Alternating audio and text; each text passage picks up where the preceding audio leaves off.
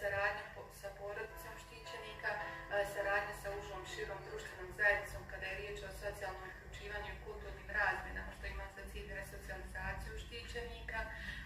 Također radimo socioterapijske zajednice slijepih i slabovidnih osoba, roditelja, zlostavljanih žena i alkoholičara, a ono što je prvenstveno usmjereno jeste na socioterapijsku zajednicu sa malodobnim štićenicima i sve znači ovo što radimo u saradnji sa stručnim kolegijom centra.